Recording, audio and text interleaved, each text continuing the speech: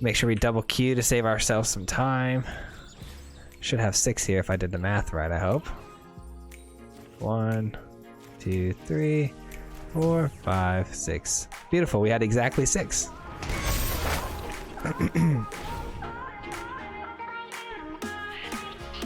And that should be a wrap. I knew it. Let's go, guys.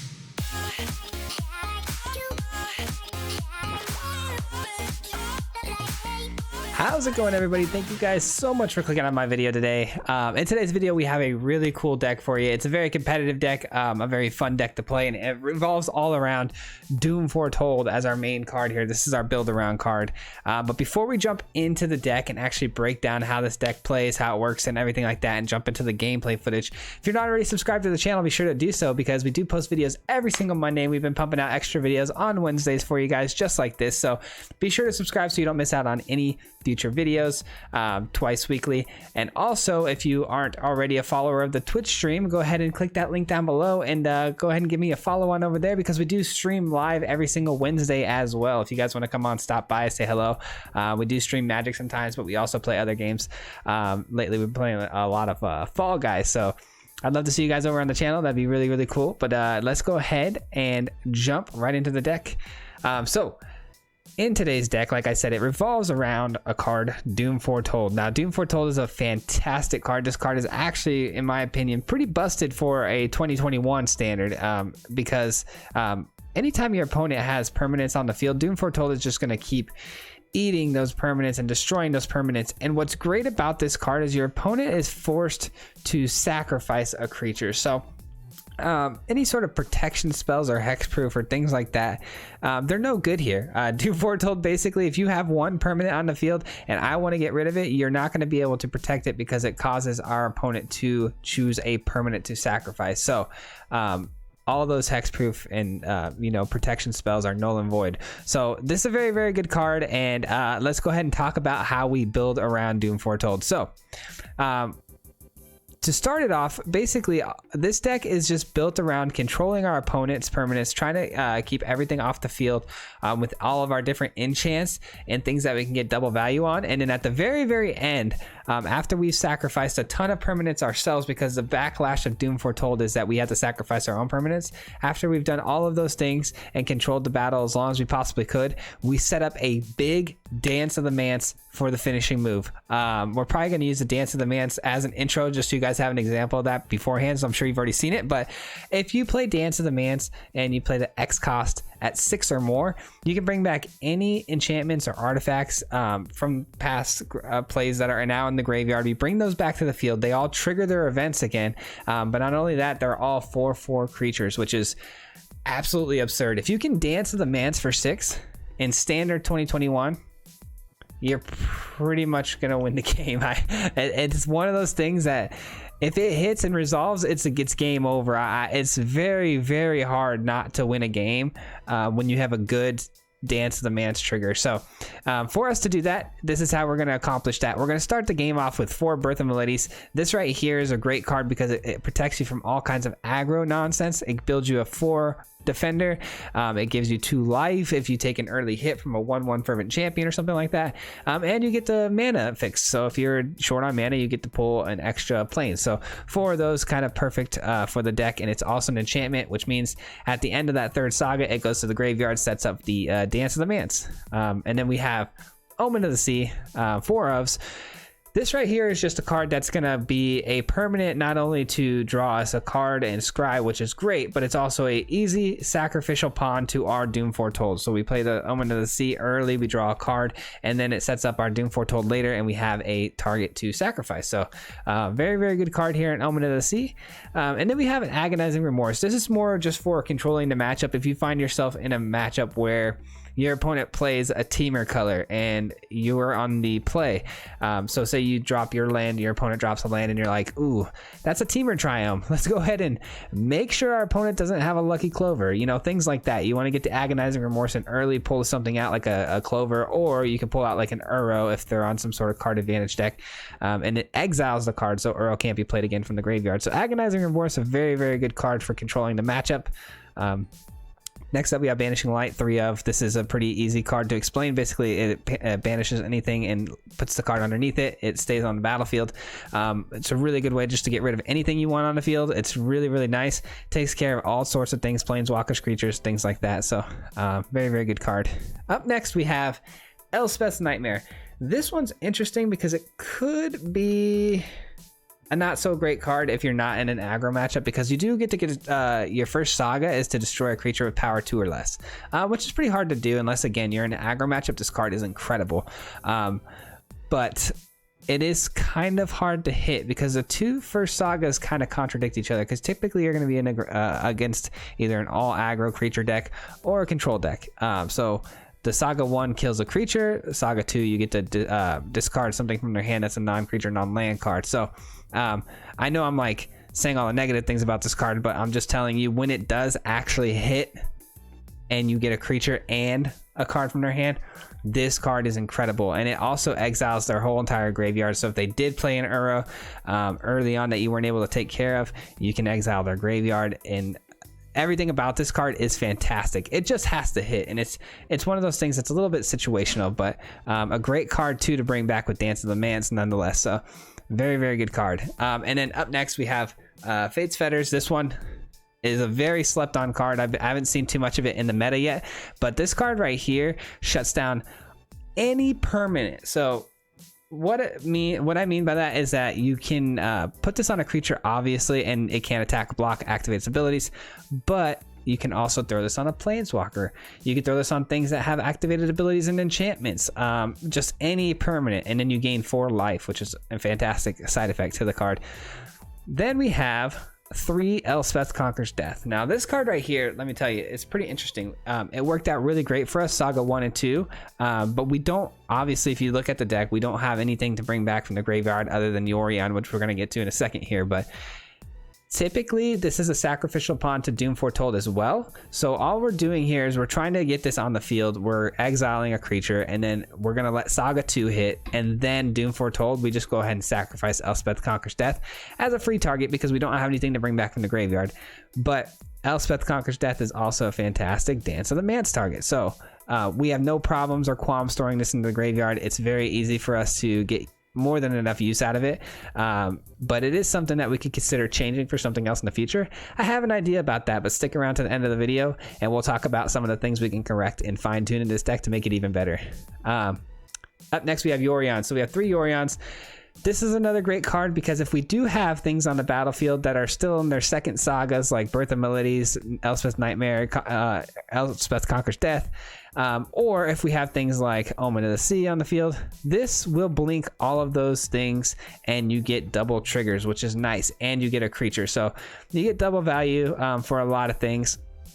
So Yorion is a very, very good card. I didn't want to put Yorion as a companion because it would bring our cards, up to 80 cards, and it would be less consistent. I'm all about consistency and making sure we find Dance of the Manse and making sure we're able to pull off that big play at the end. And so it needs to be consistent. And the least, you want the least amount of cards in your deck to do that, because the more cards you add, the more variables you add, and you may not be able to find Dance of the Manse, and you might not be able to do what you want to do. So that right there is the deck in a nutshell, though, and we're going to get into some gameplay footage that you guys are going to watch, and then after the gameplay footage, we'll come back here, talk about the deck one more time, how it played, how much we liked it and disliked it, and then some things that we might change to the deck as well. So with that being said, the mana is right here. We do run 3 Fabled Passages and 2 castles of each, and then the mana as you see here, and that's it. So let's go ahead and jump into the gameplay footage. Thank you so much for watching, and enjoy. Peace. All right, and here we go, off to another video. This one's going to be all about ESPER enchants. I think this one's going to play really well. This is one of the ones that I made and feel that right away that it's going to perform. Am I always right about that? No, but it's rare that I feel strongly about a deck like this, and so I'm pretty excited about it. All right, I definitely like this hand. This hand feels good. This hand feels like a winner. Mono white. Sure is. Oh boy. Oh boy. Gotta get this wall down ASAP before we start taking too much little tiny damage here and there. Ooh, Selesnya enchants. That's another deck that's been popping off around lately, at least in the rank queues that I've been in. Everybody's been running Selesnya enchants.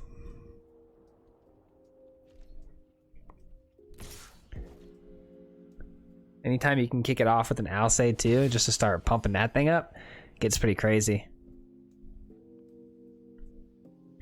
But we have a Banishing Light to take care of whatever creature it is that they want to pump up.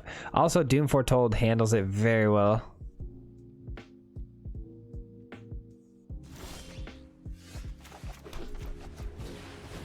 Gonna go for the Birth of Meletis here, and you know, it just dawned on me that Treacherous Blessing might be good here. I don't know if it's still a 2021 card. I'd have to go double check, but be interested to see. But I think the deck that we have now is perfect. Something that popped into my head is all.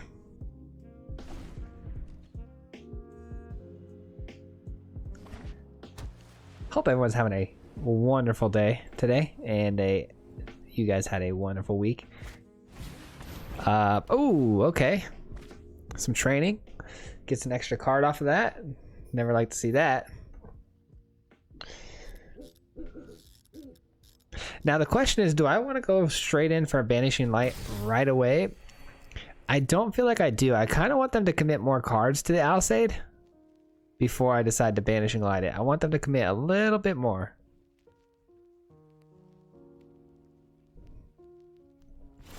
I want them to think that they can pump it up.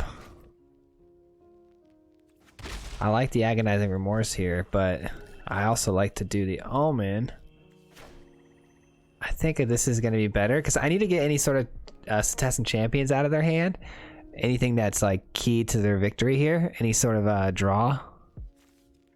Oh, okay. Karametra Blessing. That's going to be annoying. That's going to be kind of annoying. Still got to deal with it though. Still have another one in hand. I also thinking about taking the training just because it draws them a card. But as of right now, even if they put a training on here, not that big a deal.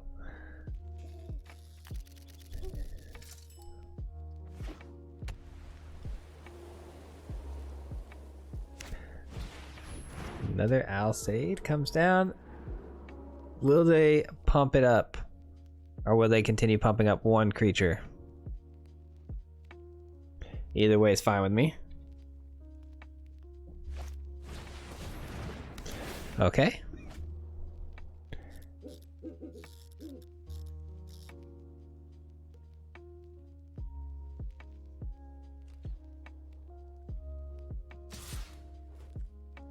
All right, easy block for us. They do that though just so they can gain the life. I don't blame them.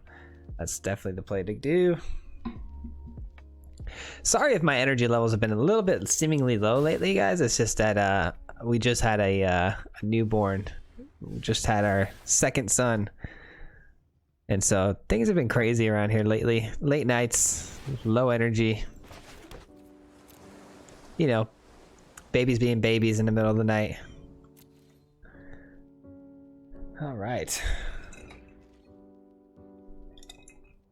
That's why we got that Coca-Cola. Give me that energy. I am very excited though. My energy is very high for Zendikar Rising coming out.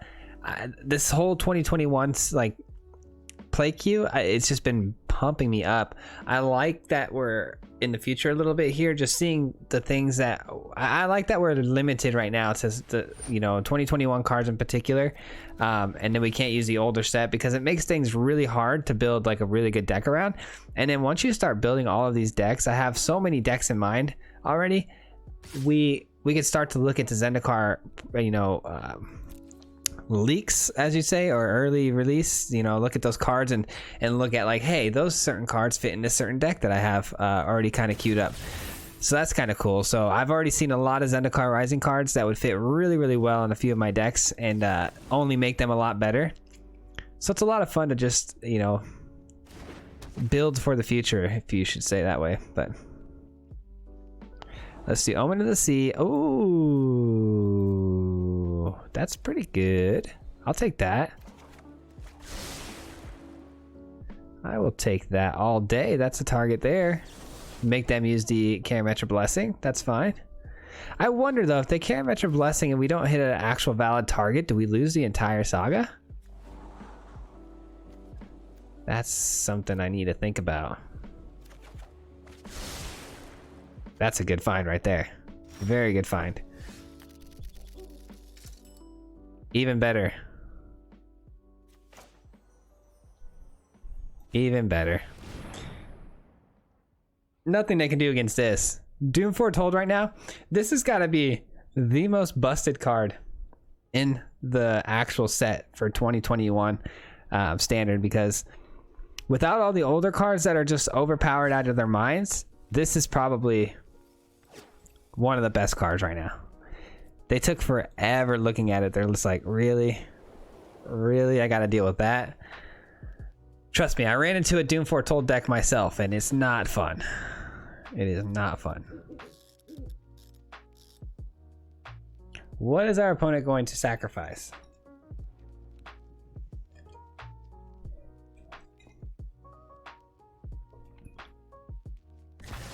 I figured that was coming off.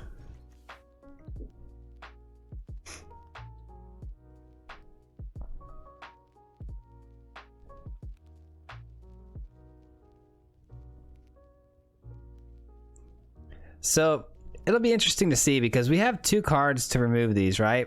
They have a Karametra Blessing. They can also sacrifice each other to protect the other one. So should be very interesting on how they decide to take this line, because I do want to use this. And like I said, I'm very curious to know if we lose the entire saga. I don't think we do, but it's possible. Wait, did they just dropped a blessing right away, huh? Okay. You know what? I am okay with that. If that's what you want to do, have at it.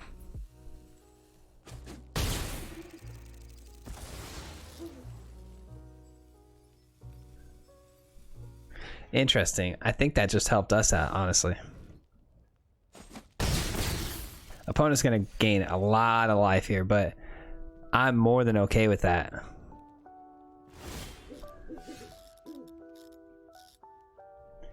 Yep.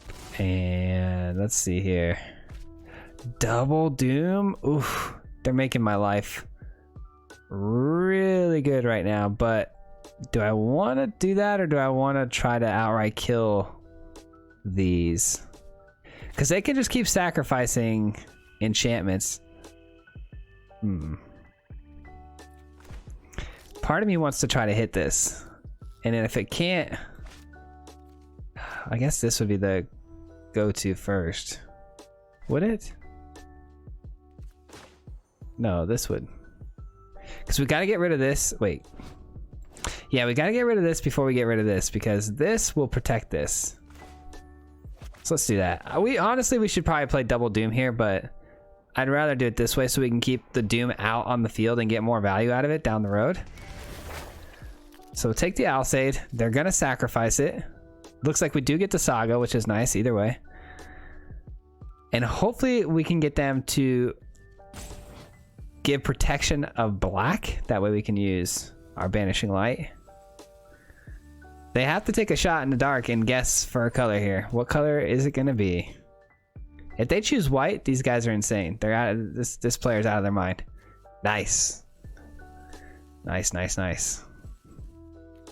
No Karametra Blessing, and we got this. Let's find out. It is instant speed, so probably Karametra Blessing, unless they're getting the trigger for the sacrifice.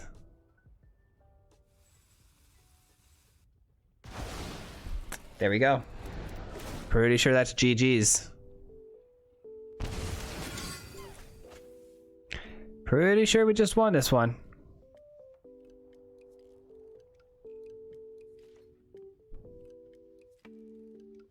Opponent's not playing anything, allowing us to go into their hand. Okay. Seems strange. Dance of the Manse. We need at least 6, right? So 6, 7, 8, 3, 6, 7. We need one more land to get full value out of that. I think we just... I want this to trigger so the exile of the graveyard happens. So maybe we just swing and say go? I think so. I don't see why not. I don't think there was a play here that I really wanted to use. I think we've got so much value, it doesn't matter. All right, so we trigger the exiling of their graveyard, which is huge. That's what we wanted to see.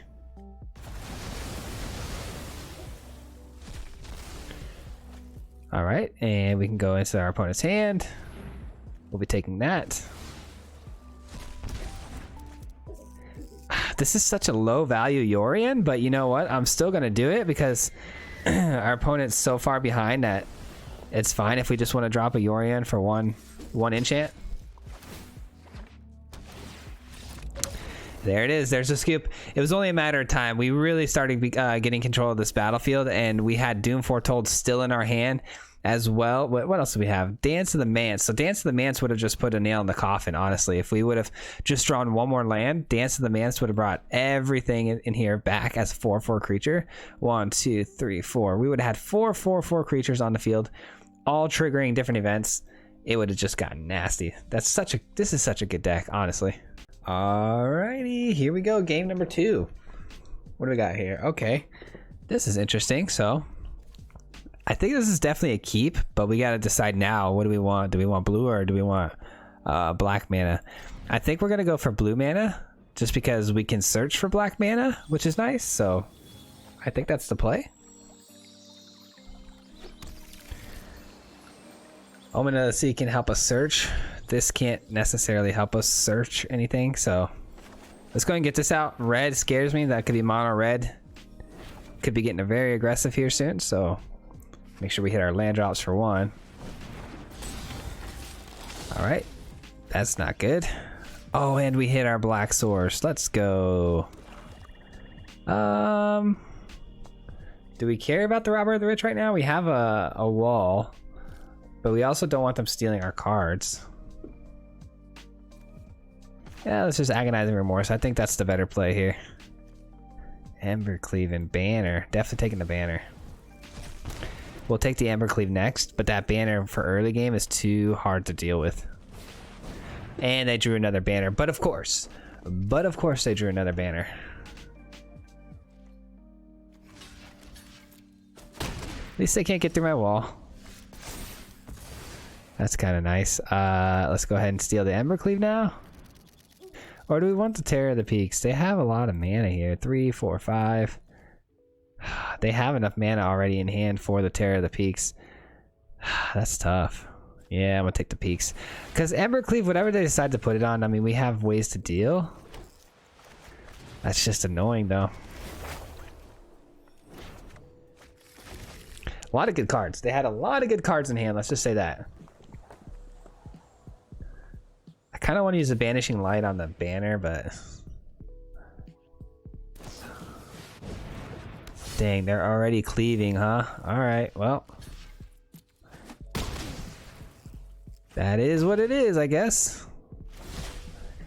Now we have a big question here. Do we want to Banishing Light the cleave, or do we want to just take the Robber? But I do think we have to take the cleave, unfortunately. Let's play this so we can keep our blue source out for the Omen of the Sea. Don't want to make that mistake. That could have been bad.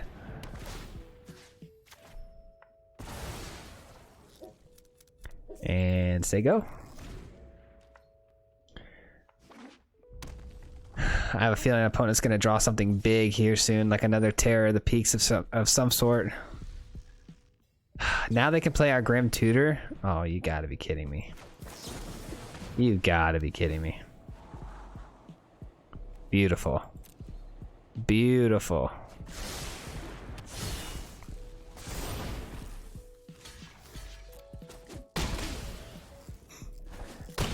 How is it that they always do that? They always draw whatever they need. That's pretty solid. We just found some good cards here. So we have a Yorion here. Yorion might actually be the best play here. You want to know why? If we play the Yorion, we can blink our Banishing Light, bringing their own Embercleave back to their field, which means they'd have to decide between one or the other. And then we can Banishing Light the other one when it comes right back. And we get to draw a card. So I think that's the play. Give them back the Embercleave. Now they have 2 legendary Embercleaves on the field. They have to pick one. We end our turn. Banishing Light comes back. We get it again. Now we've dealt with 2 of their Embercleaves. Elspeth Conquers Death is pretty good. And we'll take a land following it up. Sure, we could take a land. Oh boy, somebody just knocked on our door and woke up our baby. My wife is not happy. Uh-oh. Alright. Well, now that I'm distracted. Sure, we'll block this here and see what we can do. I apologize if you can hear my dogs. You can. I can. My mic's picking it up. I just looked. Oh man, sorry guys. Sorry you had to hear my dogs barking. How did they kill me? What did they do? Oh, Scorching Dragonfire. Okay. Wow, they're gonna Grim Tutor my own card against me, huh?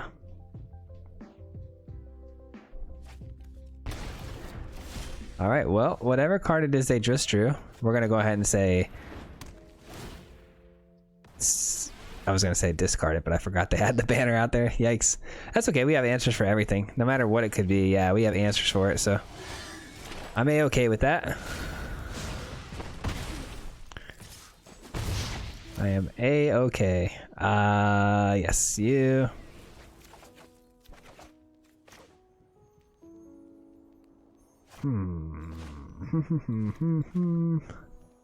Maybe Fetters, actually, because Fetters would allow us to be able to play the Omen, which would be a good target for the Doom Foretold. Let's do that. Let's do the Fetters. Let's get our life back.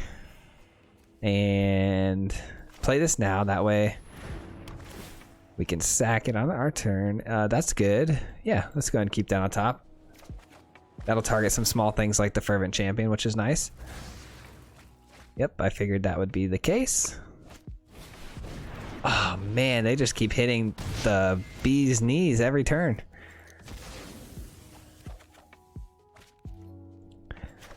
All right, let's just take the Torbrand. Kind of annoying that I have to hit that. I would have liked to just yeah, that's fine. Because I had to sacrifice this basically, or I guess I could just end the Doom Foretold. I don't really need to keep it up. We've got our value out of it, so we should be all right. All right, let's just pass the turn and say go, and then we have Omen of the Sea. Just really looking for a Dance of the Manse to end the game. All right, opponent plays a 5/5 Rampart Smasher, can't be blocked by knights or walls. All right. Now we're looking, like I said, for game winners here. I do want to hit another land drop. Would be nice. Yeah, let's do another land drop. There's our Dance of the Manse. Beautiful. Let's see. 3, 4, 5, 6, 7. Oh, we're 1 away. We're 1 away from victory. Gonna go ahead and take this. Dang, we're gonna get shocked. Okay. All right, let's say go. It stinks that our Yorion is in exile, but no matter. We should win here off of this big Dance of the Manse. Make sure we double Q to save ourselves some time. Should have 6 here if I did the math right, I hope. 1, 2, 3, 4, 5, 6. Beautiful, we had exactly 6.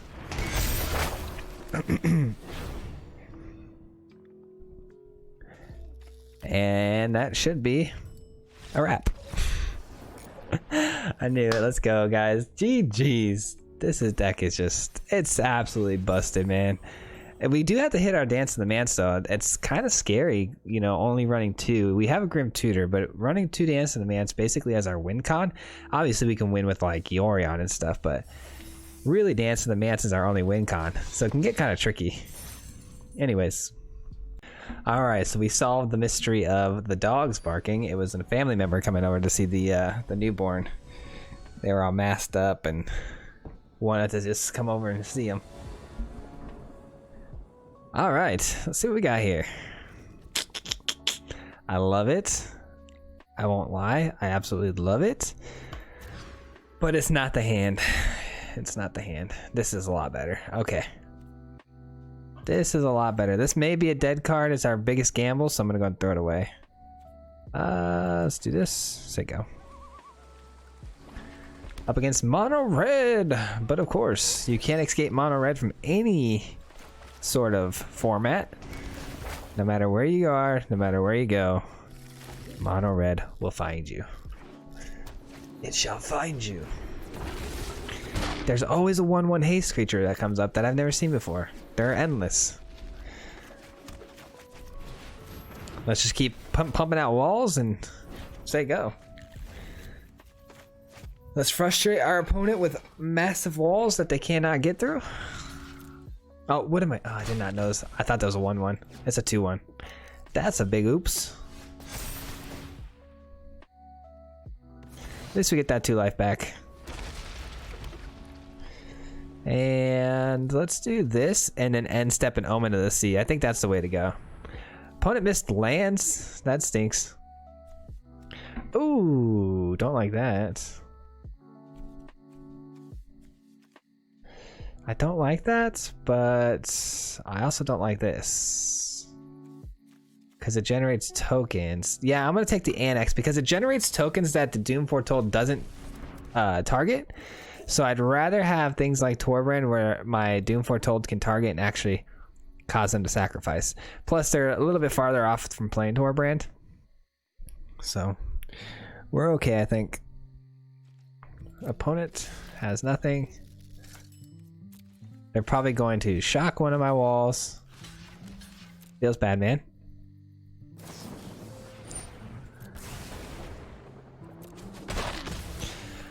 My poor wall. My poor wall comes crumbling down. Alright. Ooh, another Doom? Don't need that. Let's be real. We don't really need that. We'll take another one of these, though.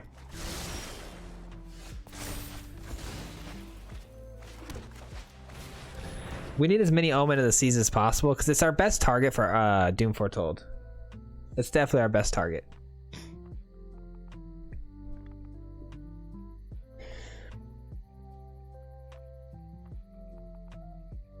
Doom Foretold hits the red cap melee.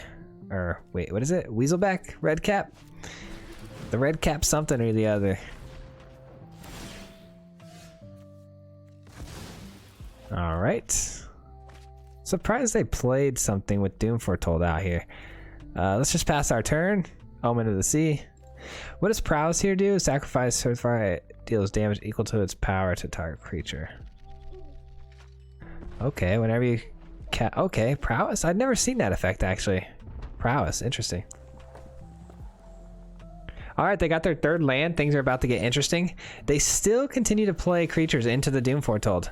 Granted, they don't see how I can have another enchantment to sacrifice or permanent, so I get why they may have done that, but kind of stinks for them. We'll take this. We could use another black source to draw cards with.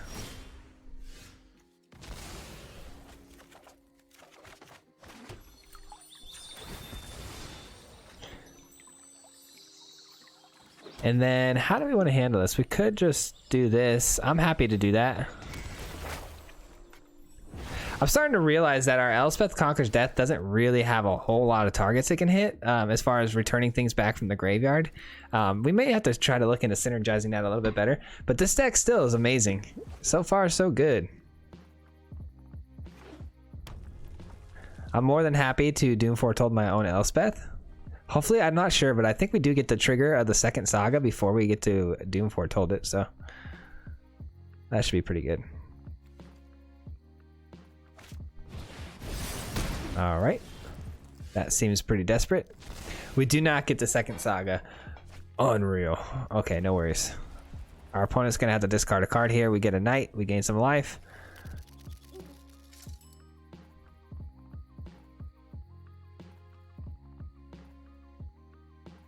I also draw a card, which is really nice. We could really use another card right about now, to be honest. I forgot I shot out a text message to the boys trying to play some Call of Duty.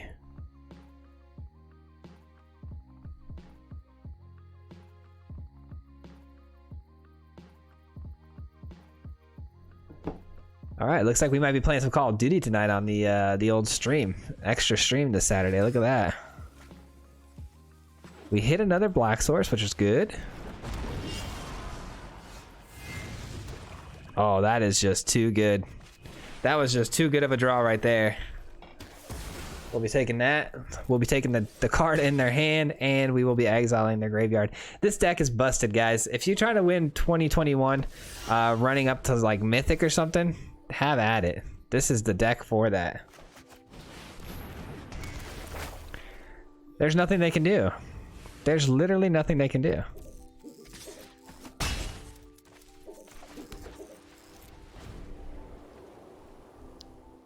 Now all we have to do is sit back and wait for Dance of the Manse. 90% of our games are going to finish this way though, with our opponent conceding, because there's just nothing they can do once we get control of the board. This is incredible. I'm actually really excited about this deck. I really am. All right, so we had to make a quick little edit to the deck. I apologize. It's something very minor. So if you guys see that I was running a Grim Tutor in my hands previously in other games, we did take the 2 Grim Tutors out of the deck. It just didn't seem to fit anymore. We upped the Dance of the Manse by 1 more, and we upped the Birth of Meletis up by 1 more. So should be seeing more of those cards. But just wanted to give you a quick heads up on that. Ooh, a Dance of the Manse as well. Let's go. Yeah, we want to draw more Dance of the Manse. The Grim Tutor was kind of to help us get to a Dance of the Manse, but I don't know how I felt about just taking 3 life when I could just throw another Dance of the Manse in, you know? If it had more things that I would want to grab, that'd make more sense, but I think I just wanted to add 1 more Dance of the Manse.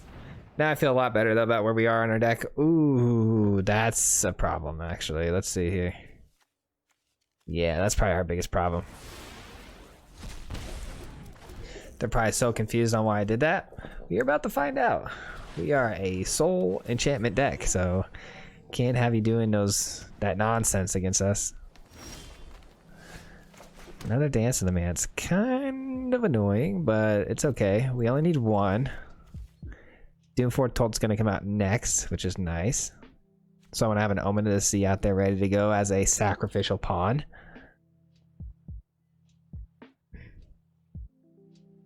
Doom Foretold is sweet.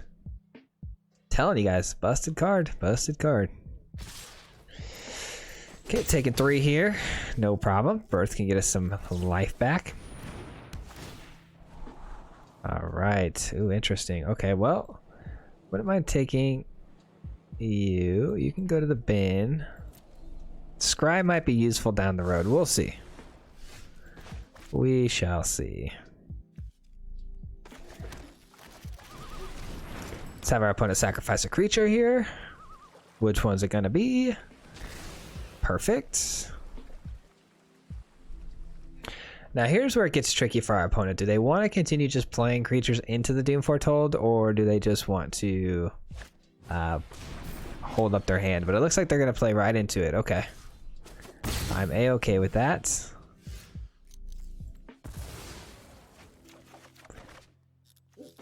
Let's go for a white source here because Elspeth Conquers Death is pretty fantastic here.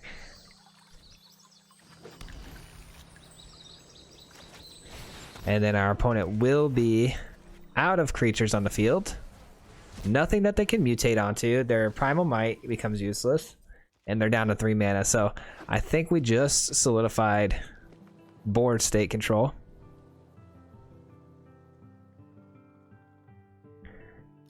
And I'm more than happy to throw away our Elspeth Conquers Death because I'm not really too concerned about their mana usage. I don't really need to pump them up by 2 to cast a spell. And we have nothing to bring back with Elspeth, so it is what it is. Gonna play this. Grab a land. Play the land. Say go. And I'm more than happy to sacrifice Birth as well, but we are in fact going to lose Doom Foretold because we're gonna have to. Opponent's gonna have to discard a card here. So we're gonna get a wall. That's cool too. Either way, it was a win-win for us. Getting a wall out of it. The Fetters here because we are super annoying, and that's what we want to do is just annoy our opponent, right? Until they quit. Feels bad. End turn. Gargaroth. Such a big guy just to be sitting there doing nothing. Oh, a great henge. That could be a problem. Alright, things just got real. Things just got real weird.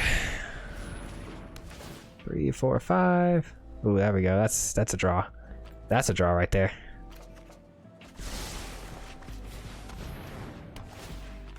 We'll take that henge of yours. You can go away. Thank you. Keep going in for our 2 damage. Are we really out? Are we out aggroing our opponent here? Let's go. We got the health advantage.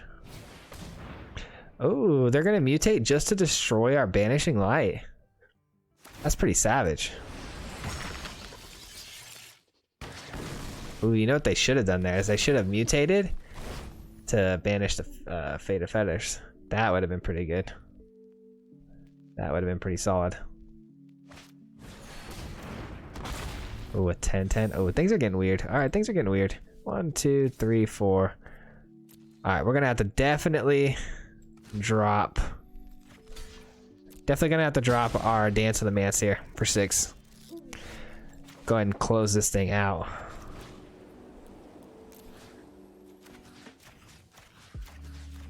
Let's close this thing out.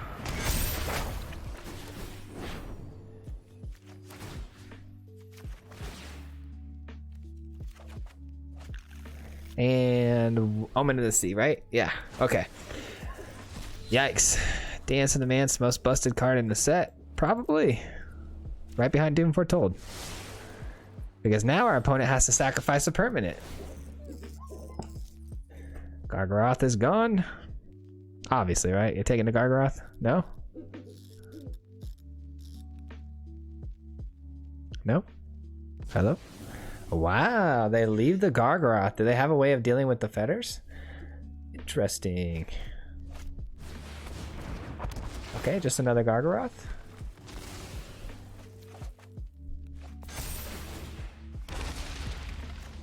Yeah, I don't see how they can win this, guys. We pretty much got this wrapped up, I feel like. See what's in their hand. Let's just be actual super dick here and see what's in their hand. I feel so bad. Not really, though.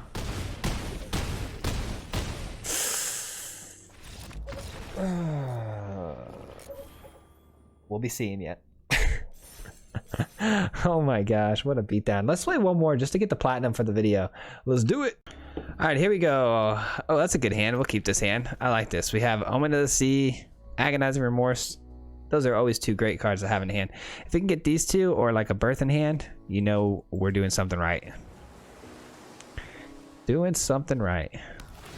Okay, we're on some ramp probably. About to find out. Tell you what. Gotta find a black source, so that's gonna be the key here. All right, they're on some card draw engine. Not too worried about that.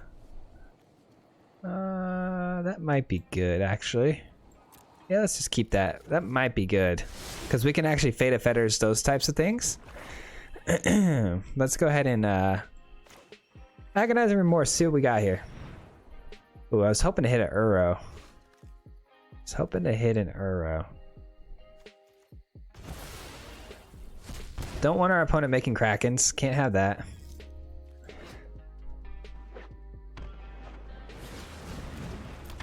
Definitely cannot have it. All right.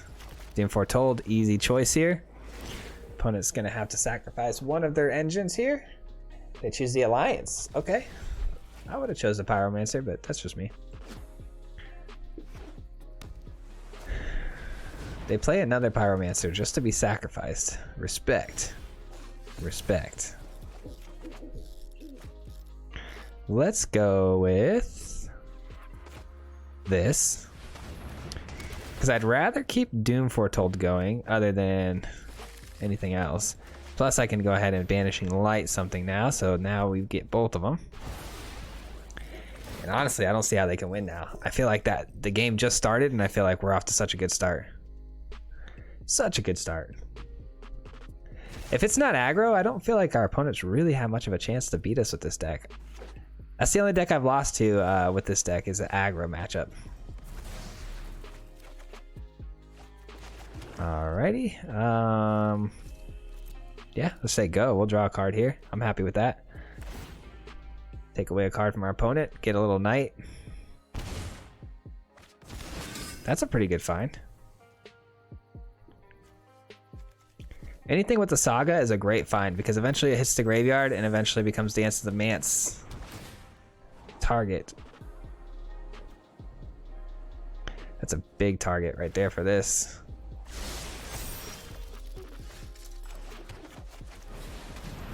Easy pickings for us. And yeah, we'll say go. I could, as silly as it sounds, I could Fetters that so they can't scry, but nah, that seems pretty silly. Can't lie. Another Alliance comes out. It's a 2-drop, so this unfortunately does not hit it. But Doom Foretold does, and I could just go ahead and Dance the Manse now, right? 3, 4, 5, 6. No, I need one more land. I need one more land. So let's go ahead and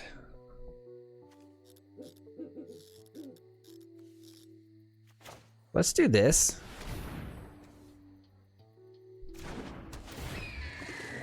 Watch this play. This is actually going to be really cool. So we do both of these, and the reason why you'll see it here in just a second. Check this out. You're probably wondering why I would do the Banishing Light and give them back this here, but there's a reason. We can actually crisscross those two enchantments here. Take a look. Watch. Ready? End our turn. Now the Banishing Light can actually target the Improbable Alliance, and this can target this. Look at that. Sometimes I can be creative. Sometimes. Opponent's gonna go ahead and scry 2 here. They're in a little bit of trouble. They're in a bit of a troubled spot here. One top, one bottom. There's the Pyromancer again. This can hit the Pyromancer.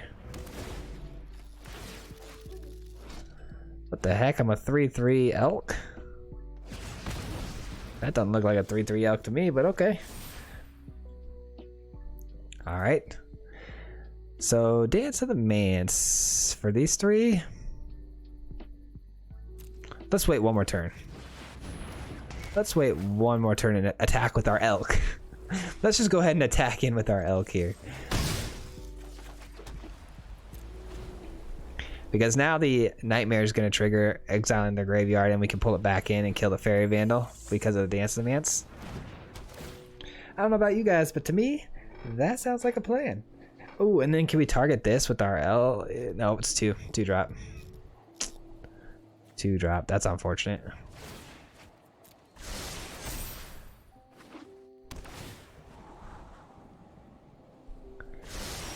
Ooh, one to the bottom. That feels bad, man. Exiling the graveyard. Dance of the Manse for 6. Good old number 6. 1, 2, 3, 4. Auto pay. Yep. And that's the game. That's how it's done, guys. That is how it's done. Dance of the Manse. The most broken card. Aside from, I said every card in this deck is broken. Honestly, this deck is broken. But we're back to platinum. New season just started. Back to platinum. Who knows? We might even try to make a run for Mythic this season. We'll let you know, but stay tuned for that, guys. We have a lot of cool decks coming out. I've been working my tail off trying to get all these cool new decks going. A lot of them are trash. A lot of them are good. We're working on it though. We're working on it, and we're gonna keep popping these videos out as much as possible before the new set arrives. So thank you so much for watching. Let's break it down.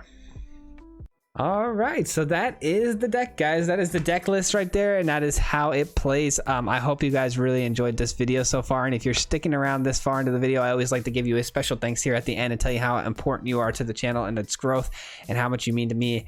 And I really do appreciate each and every single one of you so much from the bottom of my heart. But if you made it this far and you're not subscribed, be sure to do so, because I'd really appreciate that as well, and it would really help the channel grow. So thank you so much for that.